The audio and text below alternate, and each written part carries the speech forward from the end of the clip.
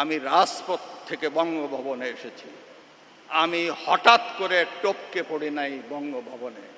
আমি পাবনার রাজপথ থেকে বঙ্গভবনে গিয়েছি। আমি রাজনীতির এমন কোন অঙ্গন নাই যা আমি ছুঁয়ে যাই নাই। আমি বঙ্গবন্ধুর ছোঁয়া পেয়েছি।